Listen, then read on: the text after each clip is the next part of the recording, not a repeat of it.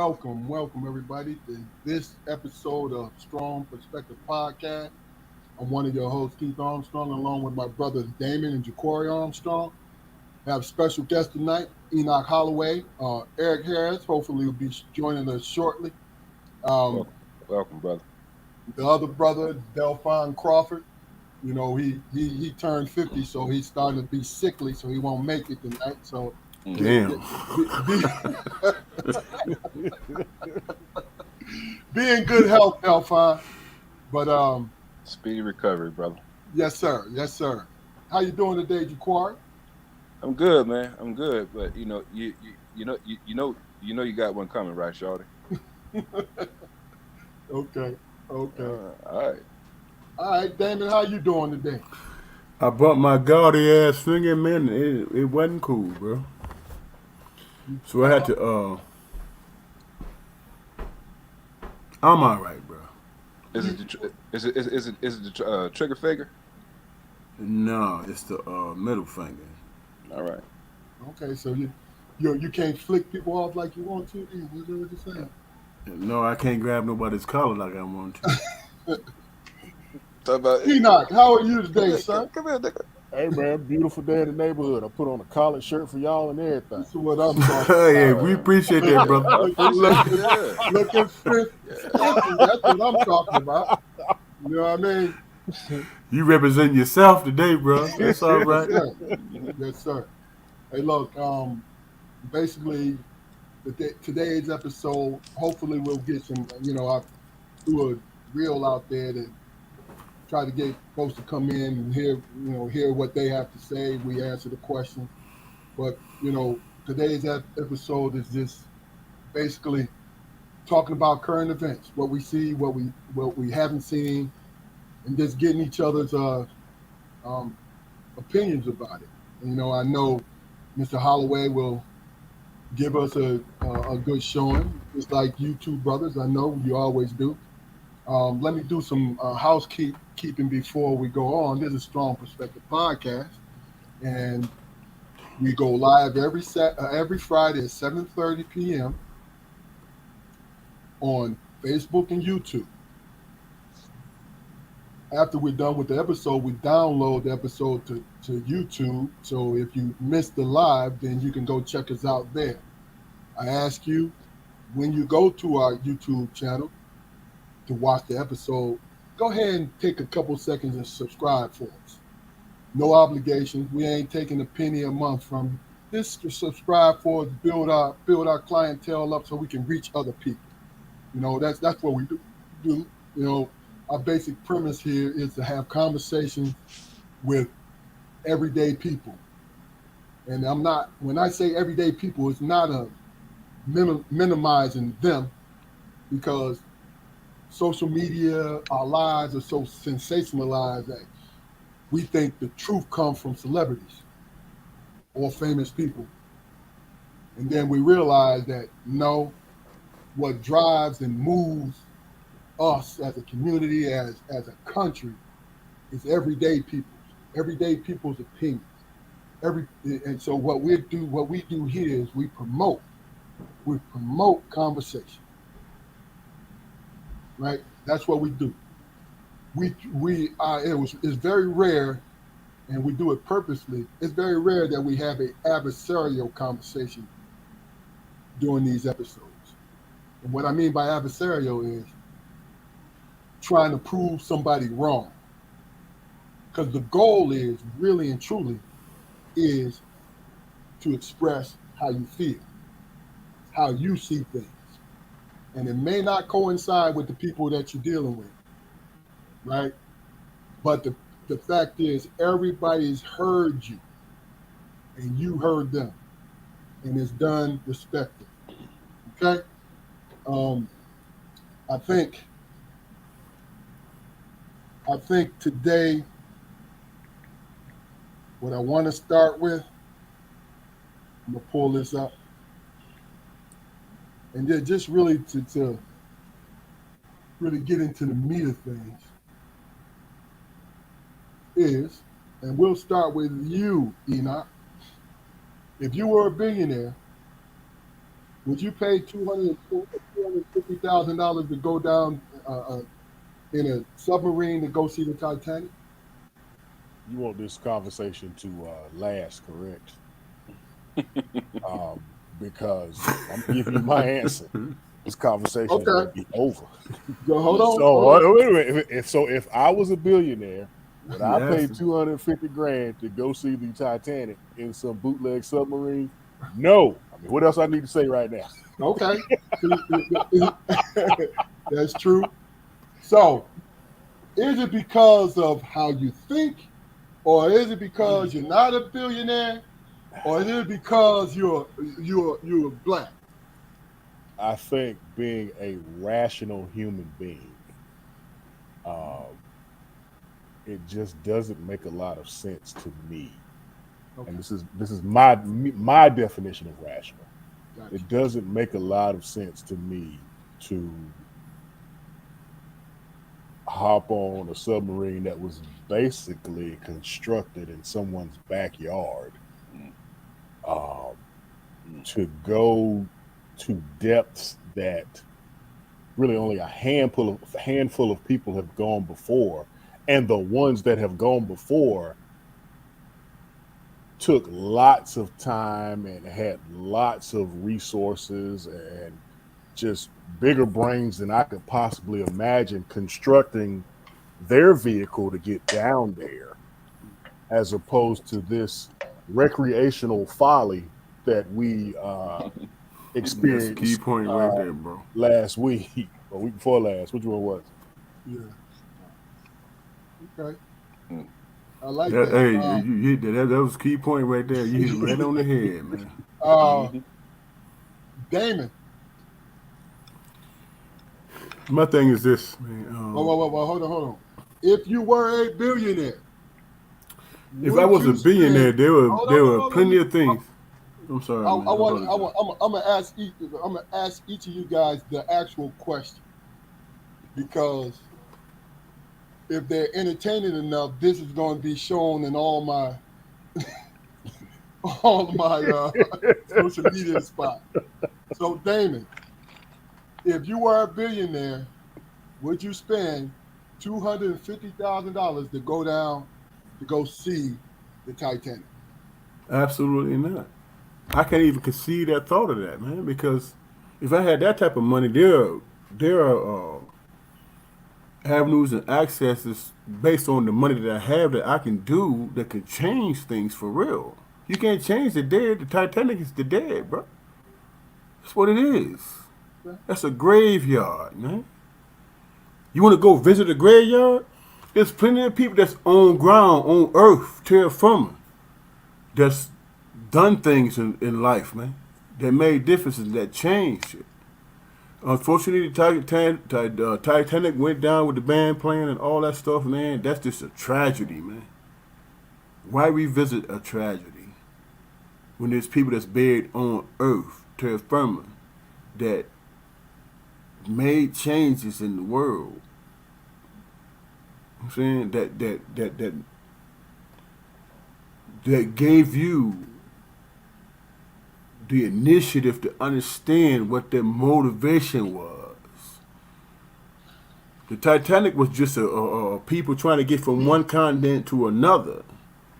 It's people that was buried, though, who explore life. You know what I'm saying? Tragic, bad, good, or whatever. They explored life and they paid a price for that. So for me, I simply can't understand going to visit a graveyard, phantoms, under the ocean. As a matter of fact, it's the coldest ocean that we have. The North Atlantic, absolutely. Outside of, you know what I'm saying? The Arctic and all that. Yep, the North Atlantic. What? There's very limited. It's very limited in exploration towards that ocean, that area. It's very limited. It's just all graveyard, man. No doubt. You know what I'm saying? So, no, I wouldn't have spent that money. Period. At all. I'd have let a balloon go or a candle. and let it flow up to the sky and said, hey, you know what? Rest in peace. No doubt. And in the future, I for one, as a billionaire, will not disturb your peace. No doubt. Jaquari, if you were a billionaire, would you spend $250,000 to go in a submarine to view the Titanic wreckage? No, I would not. Fuck the Titanic. What I would do is I would go to those islands in South Carolina where the Igbo walked into the ocean and drowned themselves rather than to live under slavery. Then I would build a monument. That's deep. That's deep right there, bro. Okay. Fuck the Titanic. Absolutely. I ain't even watched the goddamn movie. Me neither. Motherfuckers talking about, oh yeah, the band played while it was sinking. No, they didn't. No, Them you know them what? motherfuckers- Ain't no honor in that believe shit. Yeah, I don't believe You gonna keep playing while the ship going down? I don't- That wasn't realistic. But you know, here's the thing. Here's the thing that's funny. Wait. Go ahead. I'm sorry. Why they was playing, Enoch? No, wait a minute. What were they playing? Because them motherfuckers couldn't get on a boat. Bro, it would have been some furniture moving in that joint. I would have got on somebody's boat. Artistic license, man, is what it was. It would've been some furniture moving on that. Yes, sir. What were you about to say, Enoch? I told y'all last night that I've been watching a bunch of stuff about the submarine on I YouTube. watched it too. And James Cameron said it's ironic that it seems as if both vehicles, the Titanic and the submarine, I forgot what it was called, The HSS fuck up. pretty much basically ended up in the predicament that they're in because of human error. The people that were in charge were warned. They just chose to ignore it. Like he said, the Titanic, the captain of the Titanic was warned on several occasions that it's cool that you want to go through this iceberg infested waters, but slow down. He was full speed, couldn't stop. So if something was in front of him, it was a wrap. And so just like the guy who owns Ocean Gate, who owned Ocean Gate, CEO, was told on several occasions, hey man, I don't think this is a good idea. Yes, you've done it before, but this ain't gonna end well. But he did it anyway. I think, and I think you guys agree with me with this, but we kind of talked about it last night.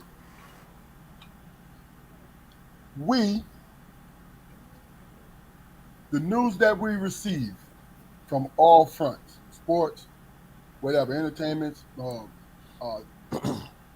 drama, peril, everything we receive depends on who's giving it to us, how we see it. Like, I know the four of us are not being unsympathetic to those 5 lives lost, right? But my thing is, I'm thinking about the 700 people, the Syrians who was being told ended up capsizing, right? And what bothers me is the news was not, and like I said, it depends on who's in charge of who's giving it. They put priority on the little sub and did not report on any of the major networks for 3 days. For 3 days. Now, I'm not trying to compare drama, heartache, all these different things, because I'm not a heartless person. All I'm saying to you is,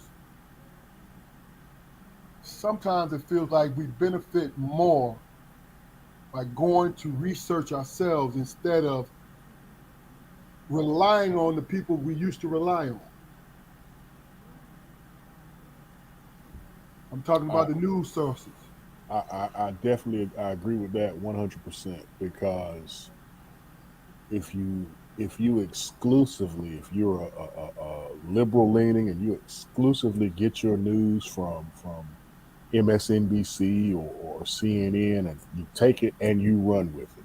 If you're conservative leaning and you get your news exclusively from Fox or Newsmax, and you take it and you run with it, you are what's wrong with America. You're sheep. This is what you are. You're just sheep. Well, You have to, and biblical study to show thyself approved. Just because you see it on Fox or CNN or MSNBC, you know it's going to be, well, again, rational folks know that it's going to be skewed a certain way, and you need to bring all these sources together and try with the when it's jumbled up and try to extrapolate what really the deal is. I mean, but we've been taught by our father since children. I remember him saying verbatim. Somebody tell you something. Hold on, we got the echo. Old man with his shivering hands, he's knocking his cord out. But look, I'm the oldest ones on here. I'm calling somebody an old man. I know it. I thought it too as you said it. You older than me. You old fucker. With your gouty ass hands. Yeah. Came to make a fist, motherfucker. But it is always good, even if it's a credible source. If you know you can depend on this person with information, you still have to go and make sure that they are absolutely right before. And I understand the spur of the moment stuff. Sometimes you got to ride with your partner because you don't got time. You feel what I'm saying? But if you have time to research it out, when you make your decision, it is a decision that best fits you. Can I ask you a question, bro? Yeah. Why do we have to come down to a decision, man? Both situations were tragic, man. Can you imagine being in the submarine? Hear me out. Can you imagine being in the submarine, man, and then imploding on you, man? You got billions of dollars to live out the rest of your life in peace, harmony, and whatever. You go on the excursion, man, just because you can, and you have the money to, and all of a sudden that shit ends in tragedy. You know what I'm saying? Yeah. We on the outside, we can determine whether or not whose situation was worse than the other. For me, all this shit is worse. All that stuff is bad. It's like, damn, I cannot imagine be depths under the sea, and I'm finna go see a fucking graveyard. Excuse my language. I'm going to see a graveyard or a wreckage, and all of a sudden the walls come closing in on me. No, it ain't gonna close in. You ain't gonna. Oh yeah, they didn't even know it happened. They didn't even know it happened. Hey, whether they knew what was happening or not, it's still a tragedy either way you looked at it. My point is this. People have a tendency to take sides. There's always a gray area, man. That's what I know. As a 57-year-old man, I know there's a gray area because I lived it. You know what I'm saying? A lot of times, Cat didn't understand where I was coming from. Okay, well, hold on for 1 second. I don't think anybody's comparing the two tragedies. I'm talking about the way it's being presented to us. The exposure. That's it. Has nothing to do with the two, because I did say that I'm not comparing the two. Well, let me present this. Okay. I think it's an economic thing, man. You got five billionaires who die suddenly in a submarine, right? You got 700 refugees who probably ain't got $10,000 between them. Now, on a global scale, on the economic scale, whose death was more important? The billionaires. Wow. You know what? Well, who's the only person that's going to come to that conclusion? Is the billionaire. But if you don't have a country that votes for you, that speaks for you, Wall Street would come to that conclusion. But see, that's what he's saying. No, I get what he's saying. I get what he's saying, But we as rational people who live between the lines, we know it's not about the money. It's Exactly about what it's about. okay, then we are never, as black and African Americans, we are never going to be on that level because it's all economic. Well, let's See? look at it from a just television standpoint. We're talking about news agencies, whether it be local, whether it be national, or world, or whatever it may be. In the grand scheme of things, they're in it to get eyes on their product. They're in it to get viewers. That's why they're there. If they don't get eyes on their product, they don't get I viewers. would like to They respond to don't that, get Keith. they don't get advertising dollars. They don't get any of that stuff. I, I, And I, so they're going to I'm sorry. Hold on, man.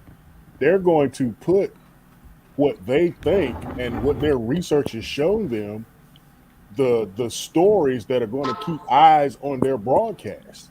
And clearly the eyes were for a week at least were on this bootleg submarine built in the backyard as opposed to the 700 refugees, because that's what studies have shown. Stuff like that is what the masses rather see. They don't want to see the destitute being even more destitute. They couldn't care less about that. Yeah, but at the end of the day, Holloway, at the end of the day, man, you got to recognize that we recognize those things that people chose to ignore that was Okay. detrimental in how we was raised, how we grew up, and what means anything to us. So we're not connected to the propaganda shit because that's exactly what it is. Absolutely. Absolutely. But here, listen to what you said. You said we're not connected to it. We are Right. just a small percentage of the population. If you look at how, and I go back to the different news networks, the left leaning and the right leaning news networks, and you see how both of them they have people who live and die by everything that they say. I just happen to not be one of those people. You get it? And also, man, I think Americans in whatever part of the country that those refugees are going to land on, uh, I think some of them might be a bit relieved because yeah. They were going to another country, man. Go ahead, Bobby Joe. Country. We could, man. But I'm saying though, I mean, if they were, you know, there's an immigration issue in this country. There's not. Look, But see, here's the thing, man. Those was it who And I'm who not. who And I'm would not. who told them? Yeah, and I don't want. I don't want to frame it in a way like I don't have sympathy or empathy for those 700 souls. That's not the case. I'm just saying. I mean, the reason why it wasn't, and this is strictly my opinion. The reason why it wasn't as popular a story is because 700 burdens compared to 5 paycheck signers. What's the heavier loss? Can I ask you a question? And then I'll be silent. hey, look, Is it okay? I mean, do we fault America for what I'm saying, being that focused and interested on those individuals in that submarine as opposed to the Lebanese country in terms of their refugees moving away? You know what I'm saying? The squeaky wheel get oil, man. You know what I'm saying? If that country didn't say anything about it, you know what I'm saying? Because as I know it, how in terms of how I read it, the other country came and was trying to tow them, and they told them the wrong way, and the shit capsized. You know what I'm saying? Who was standing in for those people who got treated that way? Hey, we gonna tow you in here any old kind of way. If you survive, you survive. If you don't, you don't. It's not an international thing because nobody cares about you anyway. Because you a stepchild. Because you a refugee. And that's where you have to begin, man. Yeah. That's where you have to begin. You have to begin from that standpoint where people give a shit about you and your life. Okay, now here 700 people, women, men, women, and children. I mean, somebody has to speak on their behalf, man. They have to. okay, but here's what I think is just happening with us right now. We're all on different levels, but we're in the same hemisphere with it. Enoch and Jaquari, you're speaking on because there's four billionaires in that place inside that submarine. That it may be an economic impact. So that might be the reason why we get more from them news-wise than that tragic situation. And really and truly what I did was I asked you guys' opinion about exactly how you viewed it. Well, you said economic impact. What do you mean by that? Hey, look, hold on. We got to move to something else, man, because really and truly, just like I said, we're in the same hemisphere. You think differently because you're coming from a human point of view. You're on that level. You're thinking about those people. You're thinking about the lives lost. Aren't we all? Allow me to, expound on it, bro. No, if you want to move on, just say, hey, we're gonna move on. We're gonna move on. I just told you that 2 minutes ago. Okay, but what I'm saying is, I'm looking for answers, man. I need my answer, my question answered. Is my point. Because I thought deep about it. I don't know if you say you're looking for answers. I don't know if this question can be answered. I mean, we can all sit here. We can all from my perspective, it can. Opinion. I mean, we can all sit here and give our opinion, but an actual answer that will appease you, I don't know if that can be attainable right now. Just because of the variables.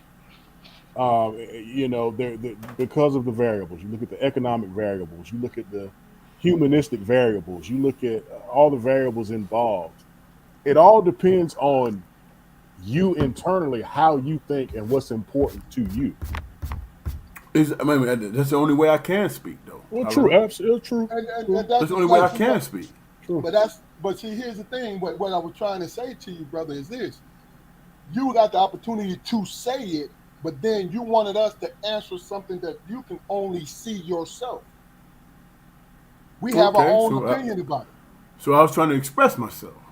And that's what you did. And we were trying to move on to something else. Brothers, the horse is dead. It's been dead for the last 10 minutes, man. Oh. There it is. I mean, because, this platform is what we do. We all get to express ourselves, but we move on to each subject. Move on. All right, let's do that. So, all four of us we're parents. Enoch and myself have a son still in high school. Jaquari and Damon, you raise your children, and they're grown. But what I want to do is, and this is what we're reaching for, is I want you to give me your definition of fatherhood. What your idea of it is. And if you have anything that you can improve on yourself as a father. But before we answer, Jaquari is your segment, and then we'll go to that question afterwards. Okay, there. Uncle Spo says very shortly, very sweetly, man. I've recently, and I may have talked about it before, man. I recently, started a self-assessment of myself, man. And I'm trying to be as honest as I possibly can. I've always been a person who suffered from the rough edges. And I spent the majority of my life trying to knock them off. We're America's new team. You know what they say though, boys? When you come in.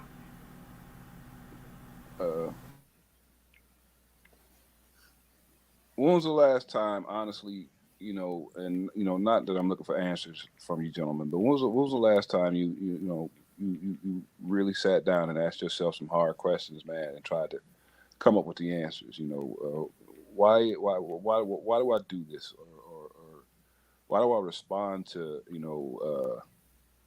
situations that I perceive as aggression, with aggression, when I know,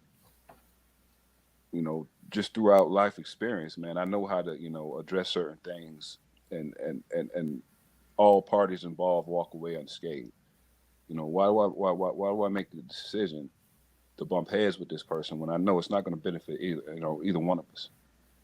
The questions like that, man, I have to ask myself, man, and I'm at 50 years old, I'm starting to realize that you will never stop asking yourself those questions, man, those kind of questions. Self-development, man, is something that, I happen to talk about, on my job as a living and everything, man, but some things, man, I'm not practicing what I'm preaching. And that's, also the older that I get, that's becoming more and more important to me, man. Being a man who I verbalize myself to be. If I could ever get my physical self to match my imaginary self, man, shit, the world would be my oyster, man.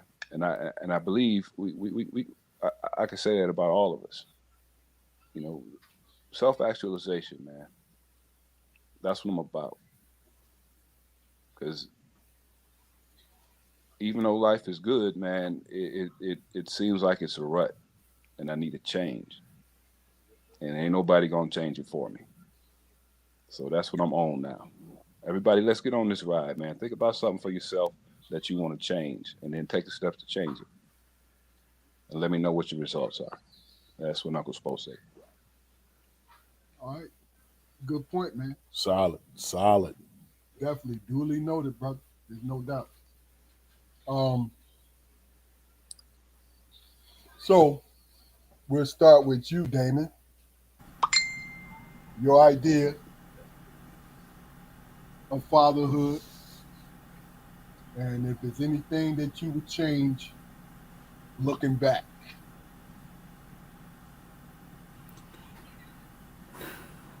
There's nothing I would change, man. Fatherhood for me, man, is to get my kids to understand that who they are in their life matters, man. They fit. You know what I'm saying? Whether I agree with it or not.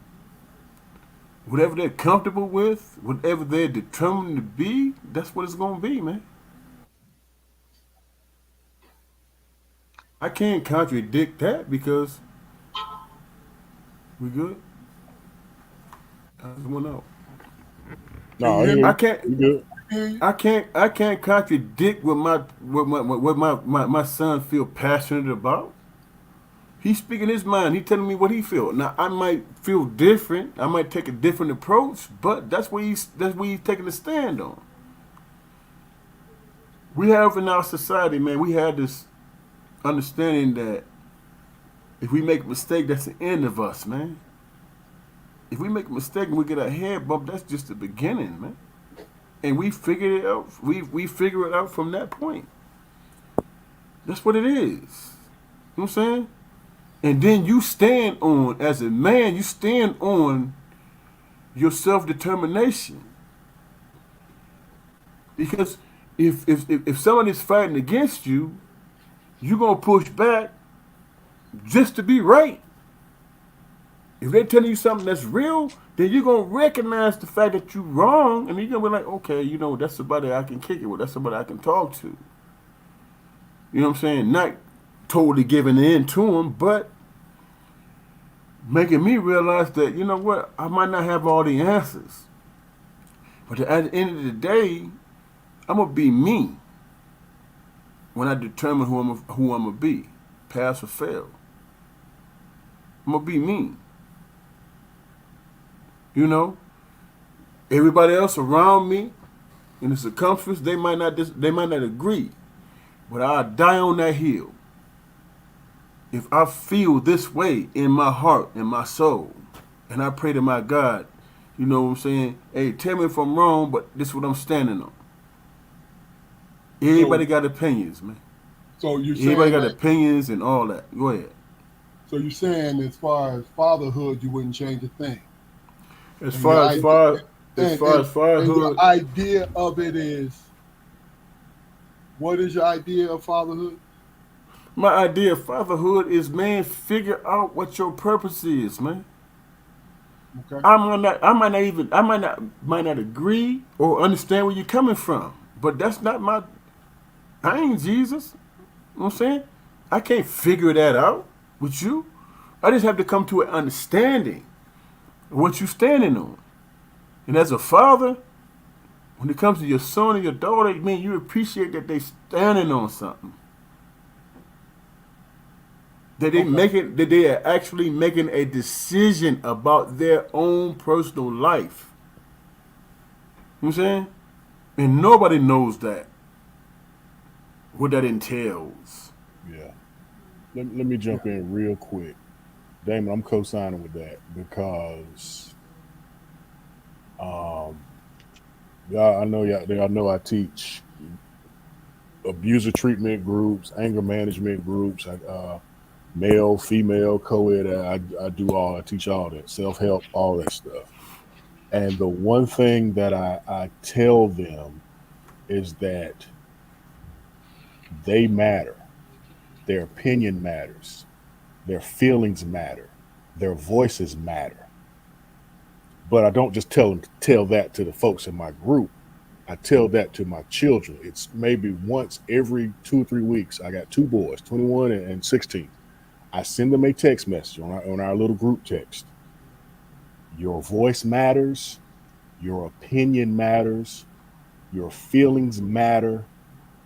You matter. And the last thing I say is question authority.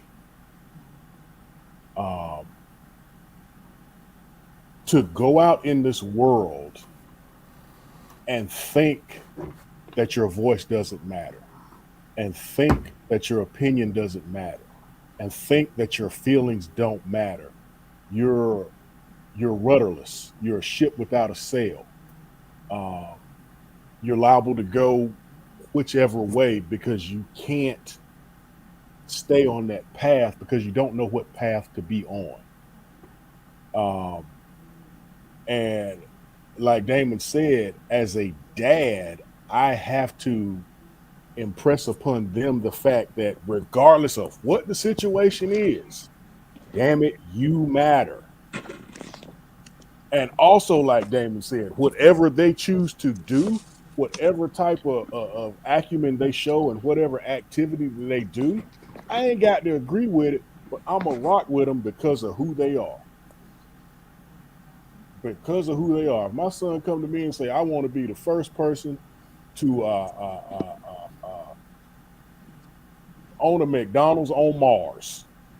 Damn it, who we need to talk to? Elon Musk, who we need to talk to? Right. It's very limited to who to talk to. Right. You have to be Who imaginative, man. Who we need to talk to? You know. So it's as a dad, I have to express upon them the fact that they matter, but also I'm big on questioning authority. I'm big because I don't care who that authority is. That authority could be me. I don't care. Question it. Just because I say it don't mean it's right. And we are of a certain age where we were brought up, and at some levels we were taught that if an adult says something, they're right. You don't question them because you assume that they have your best interest at heart. Maybe at some point years ago that was the case, but that ain't the case now. Question everything. Question me. I tell them, question me. Question your mama. Question your teachers. Question your coaches. Question your granddaddy. Question whoever. Because how else will they feel their voice matters if they don't question the people who they care about the most and who care about them the most? If they're not comfortable questioning me, how do I expect them to go out and question their coaches, their teachers, their future employers. How do I expect them to do that if they can't question me? Absolutely. That's a hell of a point. Quar, My what is your idea of fatherhood? And if there's anything you would change, what would it be? my idea. Well, in the years that my daughter's been out of the house, man, my idea of fatherhood has changed like tenfold, man. You know, because a lot of the times, uh, all I could see is the mistakes, and there were definitely, a lot more better times than there were bad times. You know, don't get me wrong, and we didn't bump heads a lot, but she was her own little person, and instead of me, being a listening ear and more importantly, an understanding ear, I tried to tell her how she needed to conduct herself instead of just letting her like feel her way around, and I made that I worded that statement that way purposely because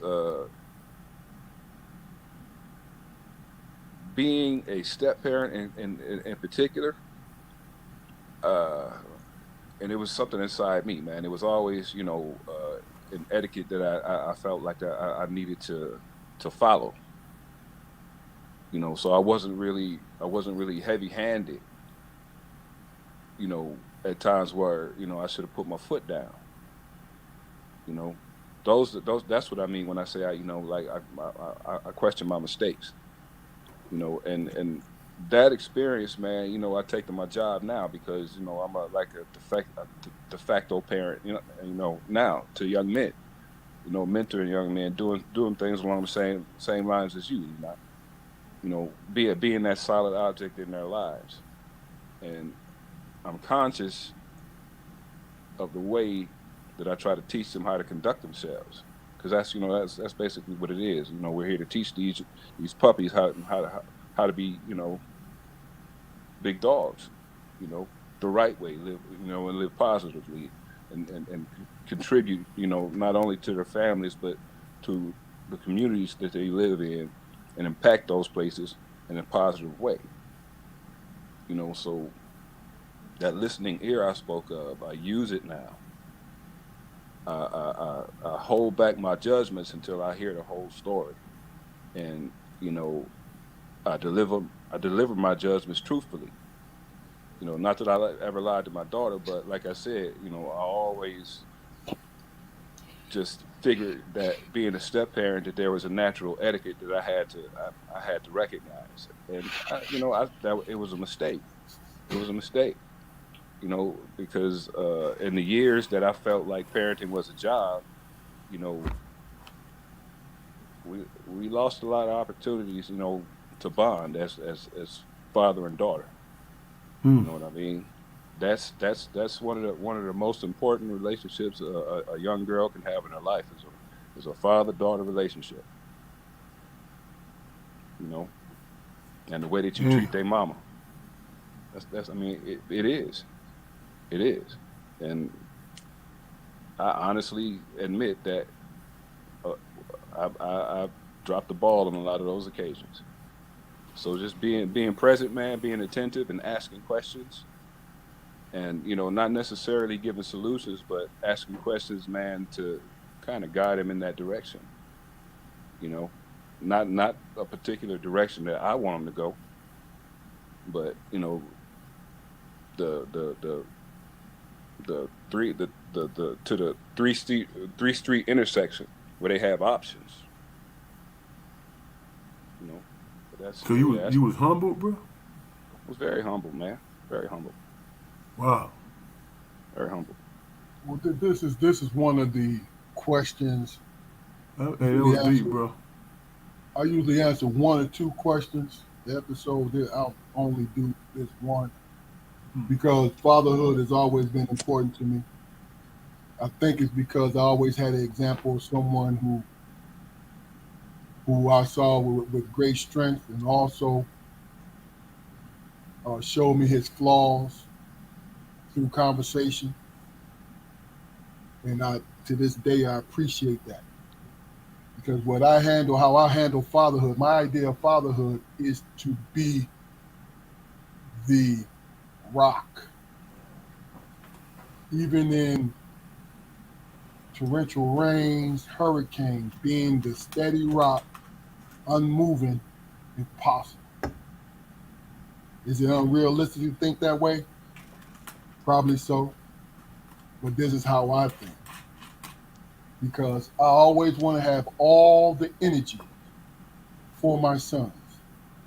I always want to have all the energy for my grandkids. If I am present, if I am alive, I need them to know that they can come to me, period. And when it comes to relationships, when they're young, I am the teacher, the disciplinarian, the decision maker.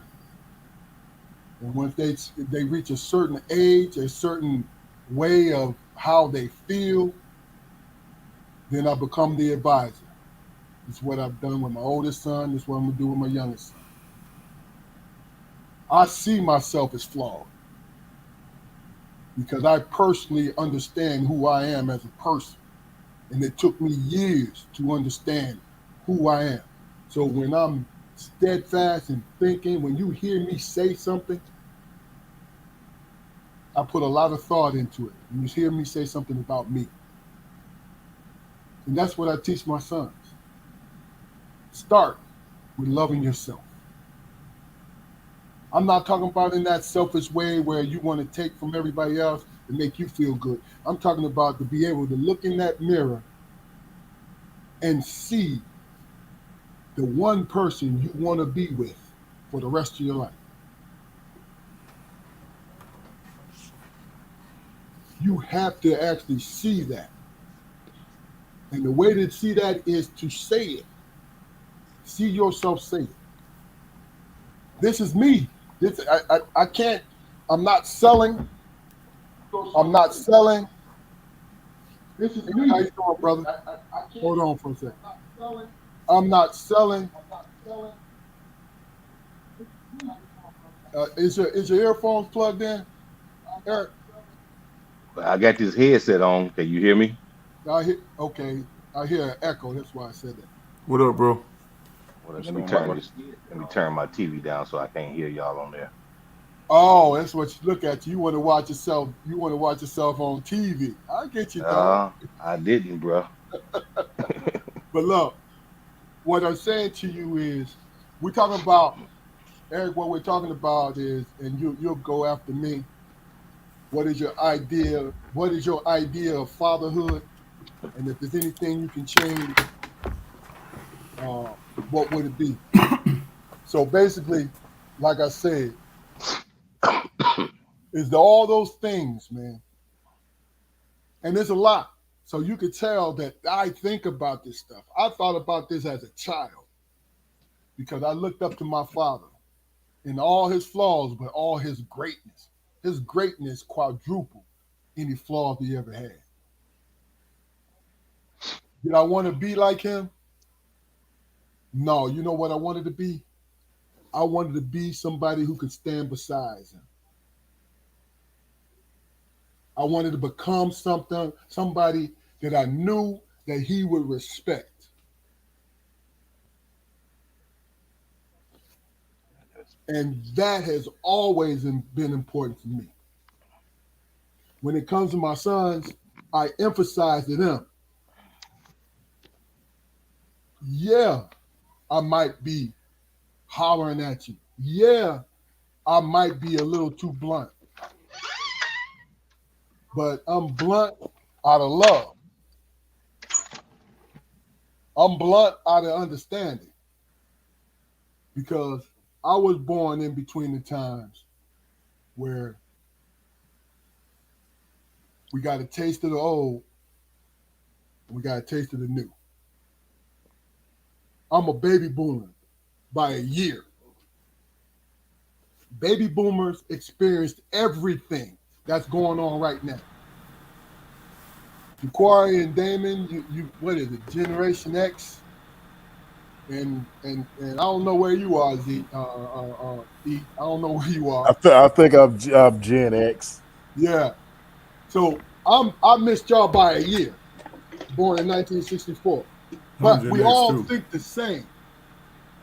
You know what I'm saying? We all think the same. But the thing about it is, what I love is everybody got a different angle. This is why I asked about fatherhood. Because I knew everybody would have a different answer. What I would change, I want to say nothing, but really and truly, a softer side of my approach. Because I took the 3 strikes thing like my dad. If I tell you something 3 times, then I got a problem with you. Because the first 2 times gonna be normal, and if I got to teach you how to do it, I'm gonna teach you. But the 3rd time, and this is simple thing. Let me ask y'all a question though. This practicing patience. Let me ask you a question. But hold on. You guys. Hold on. You can ask after Eric goes, brother, because Eric got some catching up to do. This is Eric Harris. He's a Missouri man, and he's been on before. He's a friend of the show. There's a brother almost 40 years. Hey, look, and Eric, this is Enoch Holloway. What's going on, brother? Friend. We can't hear you. Oh, hold on, Eric. I got you on mute. Go ahead, bro. Can you hear me now? Yes, sir. Yeah, we got you. Okay. But give us the idea of fatherhood, brother. And if you got anything to change, what would it be? The only thing, I don't think I have anything to change, but I think fatherhood is it's not being a friend. You know, I was more the disciplinarian in on my side of the house, but I did everything with my kids. I put them involved. You know, I ensured that they were playing sports since they were, my boy and girl, since they were 4 years old. You know, and we just done everything as a family. I made sure we kept a tight knit. You know, me being the only child, I wanted to make sure that my kids had something to do all the time. I think I probably was a little harder at times than I should have been, but I wouldn't change it because it turned out good. So I just think, you know, it's more than just saying I had them. You know, you got to be in their lives. You got to direct. You got to lead. I don't know if I'm in the right area now. Good point. Damon, you had something to say? No, man. Ja'Quari tripped me up, man. I mean, I appreciate your honesty, man. Based on, I'm not gonna speculate on, you know, the exact point you was making, man. But what you said was real, man, because you recognize something that you missed, man. You know what I'm saying? I don't think that we, as black men, as men, period, I don't think that we pay attention to that what we miss, man, because of our pride or our ego. And I'm simply saying I appreciate you admitting that. You know what I'm saying? Because it makes me see, as somebody who loves you from the outside, it makes me see you different because you had your maturation process, man. And It was, yeah. huh? So He said, "What did I say?" Man, you said some profound shit, man. And I'm not finna repeat it. And guess what? Eric, slide your ashtray over, man. So we don't want to see your rings, man. No, I said. Eric, you saw him once. He all right, man. Shiny diamonds and shit. He all right. But you know how bro is, man. He ain't changed in almost 40. Over 40 years. He ain't changed, man. He's the same dude. But I gotta give him a hard time because he's late and he ain't say nothing to nobody. Man, I'm working every day, bro. But that is that conversation, didn't it? Look, look, first of all, you're absolutely correct. Secondly, I asked this question so we can segue into something that I definitely want to get your opinion on. Is everybody Oh familiar shoot. with the mother and the 14-year-old son in Chicago? Everybody familiar with it? Yep. Hmm. Okay, well, let me just put it, just put it paraphrase it real quick. A mother and her son went to, a restaurant, ordered some food. Son was in the car, and mother getting in an argument with a guy, you know, and this is where the video starts up. He's arguing with this older woman. She's standing in line, and he told her, told the told the woman that don't say no more on my mother, my grandma, I forget what it was. I'm gonna knock you out. And she said something else, and then the man hit her as hard as he could, and he hit her twice. But in the meantime, the woman had been texting her son who was sitting in the car, told her there was some problems in there, and to come in, and I believe she might have, I'm speculating on this, might have told him to bring the gun.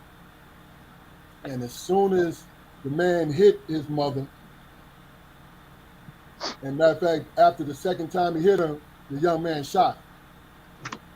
And I'm gonna stop right there. Oh my God. I want you guys to I want you guys to give me your opinions about it. We'll start with you, Danny. Man, Nice, you already nice. know what you No, you no, already no. know what my opinion is, man. Well, this is why I'm asking you. The nice and I'm neat not going. and move I'm on. not going. What'd you say? Give us your opinion, man, and move on. You don't want to. I know you understand. We understand, but I want you to let the audience know.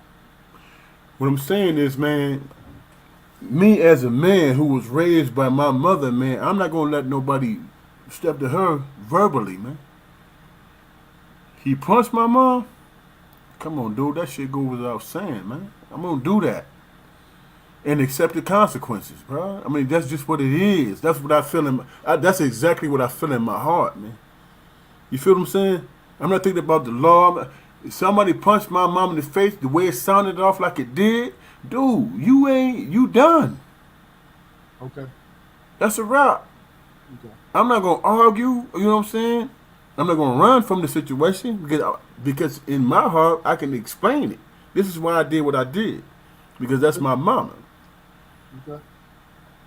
So you go from there. Eric, Yep. what about you, sir? What's your opinion about it? Well, from what I heard about it, it was on the third hit when he came in. I'm trying to figure out why the young man. Now she was inside already getting towed up. He walked to the door in a hoodie already on his head, pulled out a gun out the hoodie, shot old boy. Now, from what the news was, from what I report I got, homeboy tried to get out the store, the food joint they was in, and then he went out, and the mama told him to continue to shoot. I think it was a setup. What Why do you think now? it's a setup, Eric? You going to get a fast food restaurant and get some hamburgers. A 14-year-old boy, you outside waiting on your mama. Then all of a sudden you come in, you already got a gun with you. She ain't went to the door and said nothing to you. She in there getting her head busted. So So let me get this straight. You think it was a hit team? What? I think they Assassin? already I think they already knew they was gonna have some issues with homeboy and he was gonna be at that place and they came in for him. Now, granted, now when we was 14 or when I was 14 years old, he'd have got these hands. No, we ain't had no guns. And we wouldn't have been no talking. We'd have went straight to that behind. and it was just me and Mama and him both. We'd have been in this. We'd have been going at it. Okay. Yeah, Now but you saw that you just saw the other brother run out the damn store and shit after he hit her the first time. Why but they standing? that brother It, should have stepped. He should have stepped to him. it was too old, man. I seen it in his face. He was too old. Man, Yeah, He he was not. was. Yeah, Yeah, yeah, he was not going. He didn't want none of them problems. But yeah. man, you know he had a razor on him, man, or a stiletto. look, that ain't my mama. But Man, Eric, just first of all, what she ended up, she texted her son to come in But because see, she I didn't. was having a problem. Now this is Uh-huh. just let you know. She texted her Okay. son since she was having a problem with it. You see what I'm saying? So But that's see, I why didn't he get was none of at the that. doorway. He was at the doorway. All right, Yeah, see, yeah, go ahead. Eric. what do you guys say? Go ahead, Eric. no, I said I didn't get none of that. No, when you sent it to me, I went on YouTube and everything and tried to get all the different pieces of it to find out since we just got in town. But I still think If you had a pistol and you was 14, Man, Egg would have shot the would you shit have out that shot him? motherfucker. Would you have shot him? he wouldn't have made it out the store. All right. Egg would have shot his ass. Okay, we're gonna move on because I want I know everybody to that for a answer. fact. I want everybody to answer because I'm gonna bring the other piece in it and then see if it changes your opinion. So, Jaquar, Well, two things, man. Number one, old or not, dude should have stepped up. He should have stepped up. I understand he probably infirm, don't want no trouble or nothing like that. But imagine that he lives in that community and he bends in corners or whatever. So he know people. As a man, you want your environment to be safe. So you see things like that happen, you do the best you can to step in. He probably would have got whooped, but that young boy would still probably be alive. And number two, I don't know how old this guy was, but in my profession, I work with young men who display those same traits. You know, going back and forth with women like that, showing no respect, aggression, and ironically, man, I've done role plays just like that. What would you do if somebody hopped you in the line? What would you do, if you're standing in 7-Eleven at the register and somebody come up beefing? How would you handle it? And some of the techniques that I teach, you know, they're real life techniques. Don't get me wrong, and I would never tell a person to just stand by and be abused like that. But there's different ways that that situation could have been addressed, and everybody could have still been alive. okay, Enoch, What I say last night. You My said you man just set came- 100 my holes man- in that motherfucker. They said my man came in for a burger and left with the wings.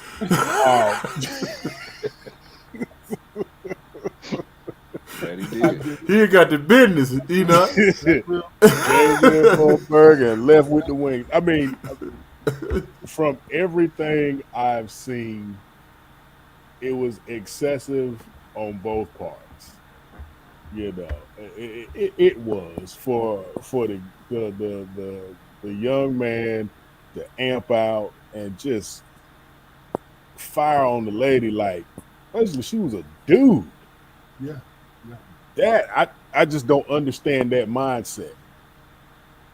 Did he deserve to be unalived? No, he didn't deserve it. He deserved to be unalive. But No. I don't think there's anybody saying, "Oh well," or anybody saying, "Oh man, that sucks." Now the part that gets me is I don't know if y'all have seen this, but that's his family created a GoFundMe. yeah. I saw it. I They ain't seen created a it. GoFundMe. The burial. Yeah. They did. They created a GoFundMe for this asshole.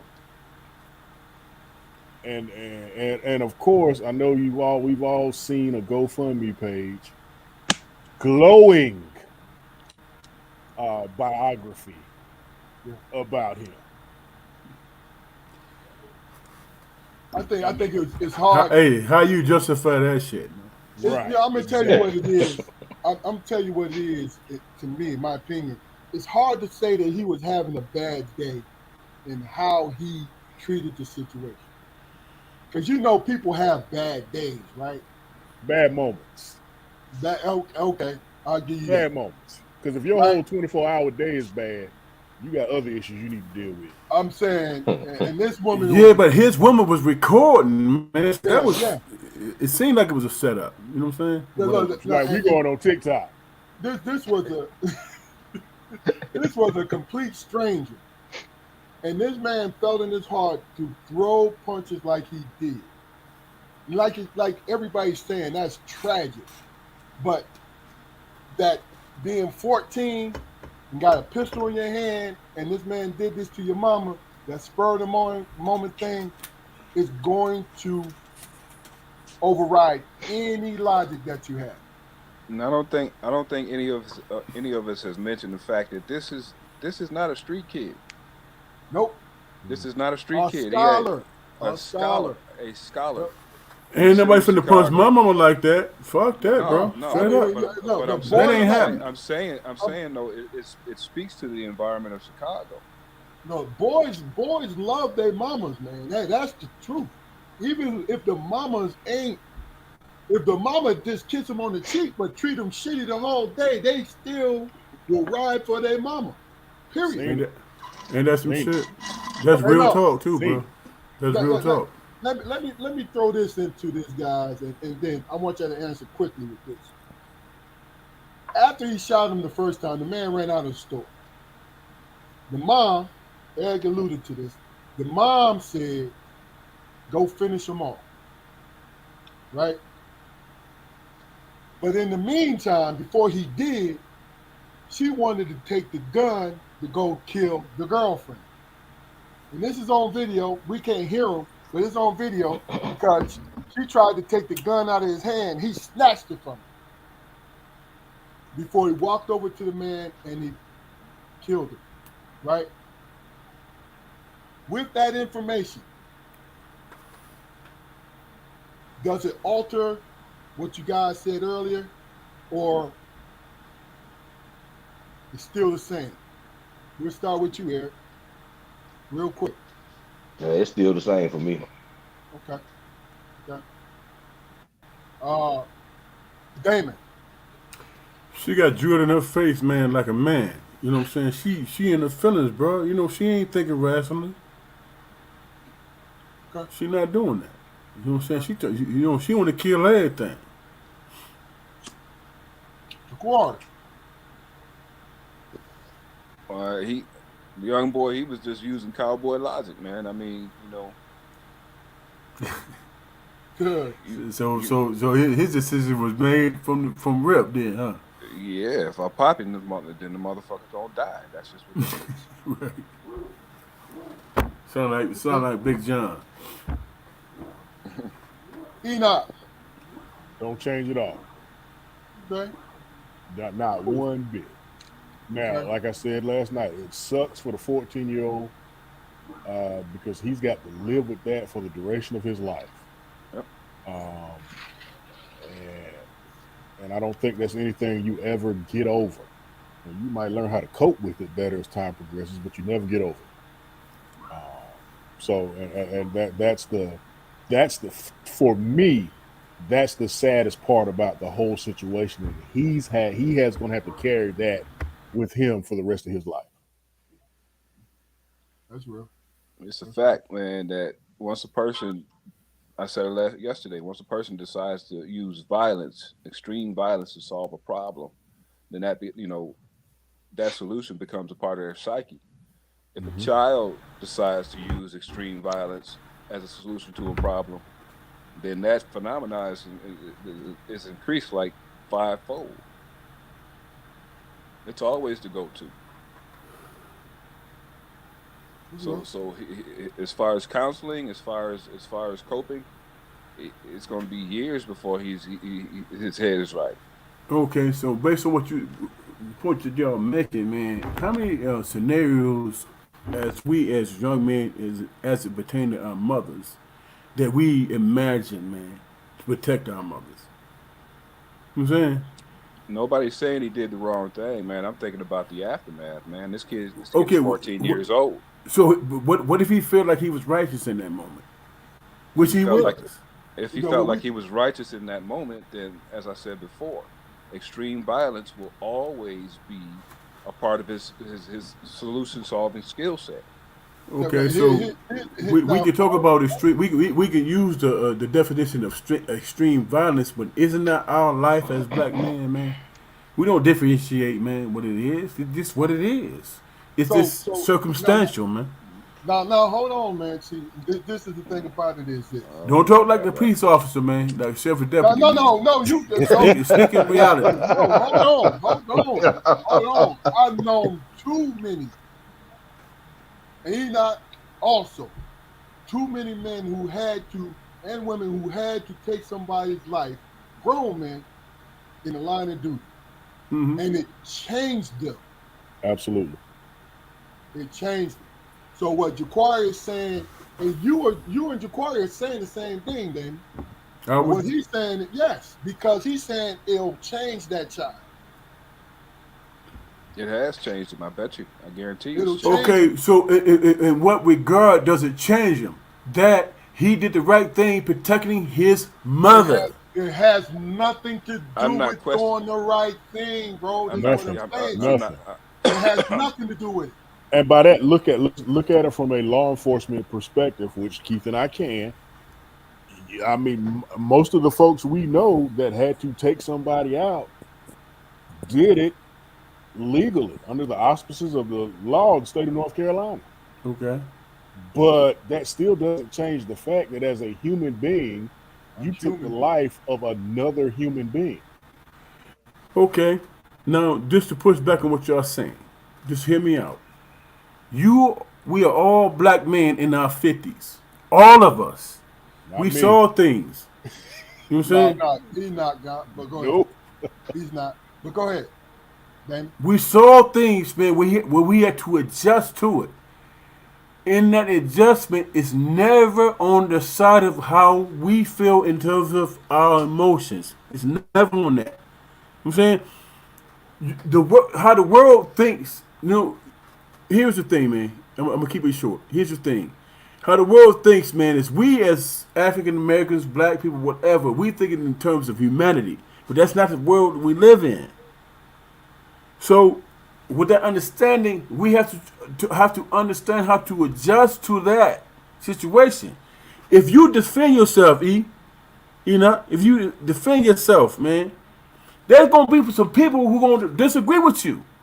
Mm-hmm. But in reality, in that situation, what are you doing? You defending yourself. You know what I'm saying? So does that? So does that coincide with what the interpretation of the law is? The interpretation of the law might disagree with you because of the color of your skin, man. I have not. But that still doesn't change the fact that I have not spoken about right or wrong. I have not spoken about the It has law. nothing to do What with I, it, man. what I said. I think it has everything to do with it, but that's my It's got opinion. nothing to do with it. I regularly sit in rooms with people who have taken multiple lives and chop people up with machetes. But these kids cry during freaking Disney movies. You talk about maniacal shit though. That's deep, man. That you getting in the weeds with that shit, bro. Hold on. Keep, hold on, wait. Finish the part because I need to ask. I'd like to. What I'm talking about is psychology. What I'm talking about is how much not only experiencing trauma affects a person, but causing trauma affects a person. That's what I'm talking about. Now, whether he's right or wrong, yeah, I'll ride with you all day. Protect your mama. But there is an aftermath that the public never considers. Even in cases of right, there's always an aftermath, man. And we as his community, we have to deal with that aftermath. We've got to figure out a way to help him navigate this shit. Okay, well, In now terms of what? Being a human no, being? Oh, hold on, Danny, hold on, because I need to understand exactly what you are actually saying. who, Because me? yes, hold on, Okay. let me ask you the question. Go Because ahead. first and foremost, what we are saying is, if somebody was put in that position to take a life, whether or not he's defending himself, defending their mama, the children, and all of that, is no, and we see that he had to do it or she had to do it. There's the other side of it where it would affect them as human beings. It has nothing to do with, there's no debate between right or wrong, whether they did it was right or wrong. I follow you, man. Go ahead and make your point, man. Okay, that's the point I'm trying to make, and you keep bringing it up like whether or not we're talking about whether we think he was wrong for doing it. No matter what you do, if you turn around and It's pop going to somebody, affect you as a human, man. it's gonna bother you. It's going to You bother gonna you. it's always gonna be there. Now Well, everybody does differently with their decisions that they done made. You know, you got people have messed up PTSD. Go back and forth. With the military, I mean, we don't have plenty of yeah, people yeah. you don't had to pop and ain't thought nothing about it. But later on, it comes back and you picture it, you see it. Okay. Not saying that you won't do it again without thinking about it, but it's always gonna be in your back front. But here, but is there ever a point where you don't think about it, man? You think, man, hey, look here, it's either me or this motherfucker, me getting back home to my family. You weigh that stuff out all the time in the situations. You do that. You know what I'm saying? Okay. It's got nothing. When You you That's said speak got about, we are that's all got nothing to do saying with my the point. same we thing. are not all saying the same thing, Keith. Yeah, So don't because say that, man. no, That's first of got all, nothing you're to do with on my the point. other side, brother. We're talking Okay, about the so human. so so based on, because y'all keep cutting me off, what am All I right, saying, bro? we good. We good. We No, good. don't say we're No, good. no, we're What gonna I'm move on. saying is, We're gonna move on. Finish your point. based on We're you gonna move cutting on. me off, what am I saying personally? What do you think my point of view is? What I believe your point of view to be, Fluky, is his future mindset. Be damned, he did the right thing, and that's the end of it. But it's not the end of it. It's not the end of it. Okay, There's nothing worse. There's nothing worse than a killer who has nightmares, bro. Nothing worse. you talking to the wrong motherfucker in that regard, bro. Well, I mean, okay, you've worked with young offenders, Yeah. and I'm not taking that respect away from you. And you've had to sit in rooms with people who've done fucking vile things, man. But you know, and they know, Fluky, that they got an outdate. They're going home somewhere.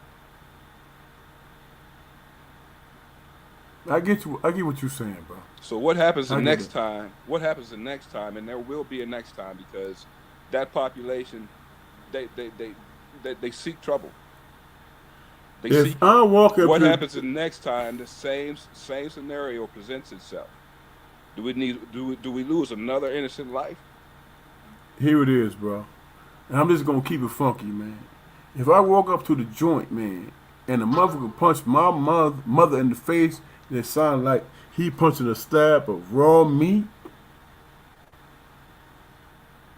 I'm getting at him, dog. You could talk about all this humanitarian stuff and all that stuff. Me I fail to see. personally, in my heart, I'm getting at this dude, and I'm not gonna lose sleep over it, bro. I'm not. I fail to see where your point of contention with my point is. It's What do you mean? I not don't even see it. close. What do you Not even mean? close. It's No. He pressed me. What do you mean, man? You fail hold to on, see what? hold on. No, Keith, we've hold been on, on man. this. You fail to see what, bro? Hold on, Damon. We have given you the opportunity, and you are not seeing the point. We're going to move on. Hey, Keith. Because, hey, look, bro, All right, man. you're Go ahead, not. man. Go ahead and handle your business, man. Look, first of all, you are getting your answer. You're getting people are answering you, and you're not accepting it. Is what you're doing. Is that what you telling me, man? All right, that's exactly what I just told you. Um, Really? yeah. What we getting ready to move on to is the next question, and really and truly, it has a lot to do with the folks up here now. And when it comes down to it, when your parents taught you how to go out into this world and make your way through this world, because I want y'all to respond to this quote and then give me an opinion about it. And it's really based on what your parents, how your parents gave you advice, gave you direction to pull to walk towards to and work towards to in this world, right? And the quote is, and I know you've heard it in different forms, but it says you have to be twice as good as them to have half of what they got. And we'll start with you, Jaquari. What do you think about that? Well, I mean, it's useful, man. It's a useful quote. I mean, not only in regards to, you know, the majority, man. It's a standard of living. You know, work hard, having a reputation of being a hard worker. Is still a good thing. It's always going to be a good thing. You get on the job, man. You learn. Well, I get on the job, whatever job it may be, man, and yeah, I don't mind starting at the bottom because I'm not going to be there long. You know, not only do I work my way up, man, but my standard is to understand and know exactly what we're doing, what our purpose here is. Okay. So yeah, I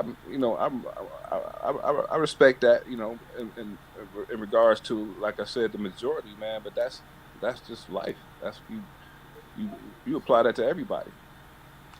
So really and truly though, just as black men, that was probably one of the key things that was always said to us. You have to work it twice as hard. That's why I even bring it up. And now that you're in these day and time, can you compare where you grew up and where your children are right now? You understand what I'm saying? So Eric, what do you think about it? Well, first off, my parents never addressed it that way to me. My parents told me you got to have a job. You got to take care of yourself, but don't be no kiss ass for nobody. Go out there, do your job, bring home, do what you're supposed to do, and go on back home, and then come back the next day and start all over again.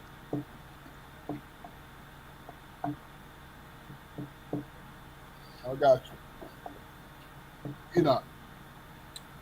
It's not anything that was stressed during my upbringing. But again, as a black man, I've heard it hundreds, if not thousands, of times. Um, but I also think it's situational too. Um, and by that I mean there are some professions, there's some jobs where you're going to advance by being average. You're going to advance by doing just enough, regardless of what you look like. But there are other professions where you have to be twice as good as the next man to you have to be twice as good as the next man to continue to elevate yourself in that position, so or life period. So I think it's situational.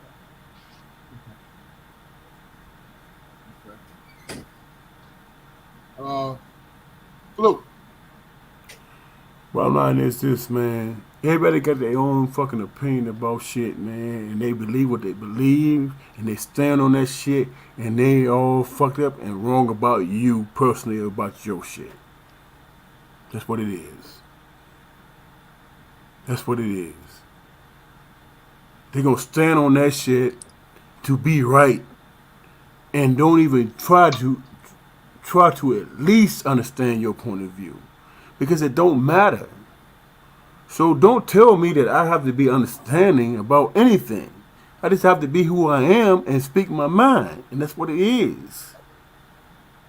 You can either accept it or not. But at the end of the day, that's what the hell it is. And you decide, man, who you trust. A stranger who has an opinion or somebody who's being truthful with you about how they feel. You decide. But at the end of the day, I'm not finna try to adjust my shit for you if you don't not hear what I'm saying. You make the argument, man, based on what you know about me, my personal self, what I chose to share with you.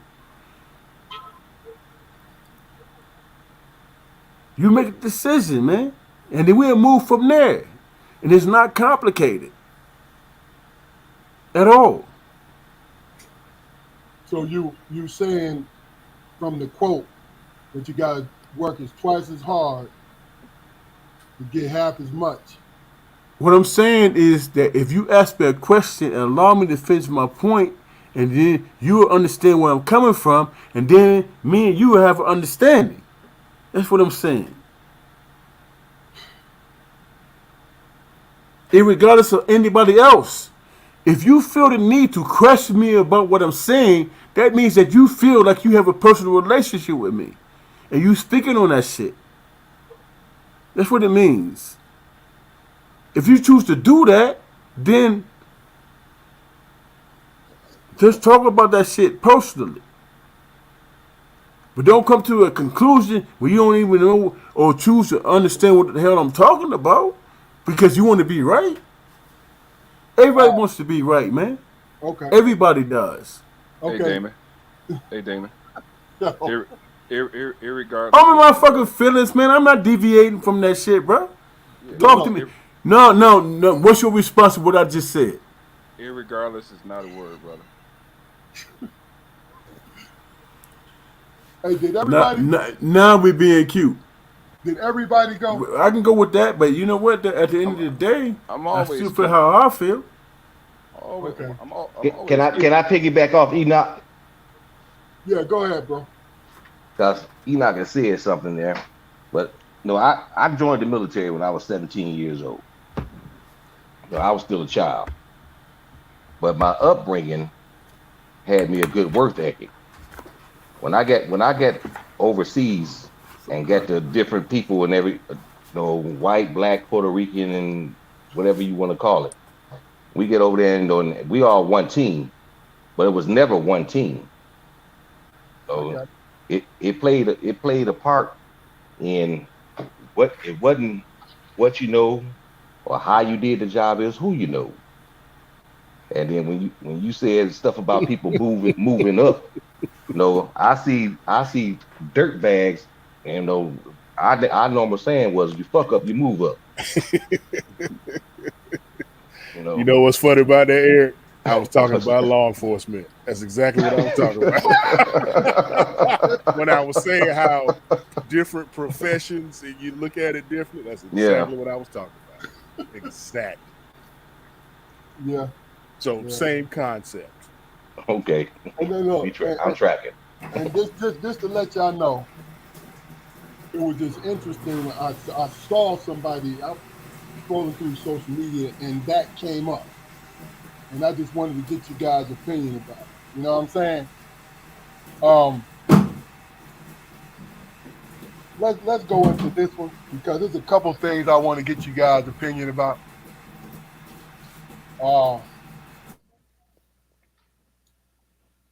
Next question is, and then I'm going to answer it so you guys understand where I'm coming from because it's kind of a broad, vague thing. The question is, do you feel things have gotten more violent these days and times? Right? Now, I would say, I don't want to say no, but I would say it was about the same. And the reason why I say that is we have more access to information of what's going on in every neighborhood around us.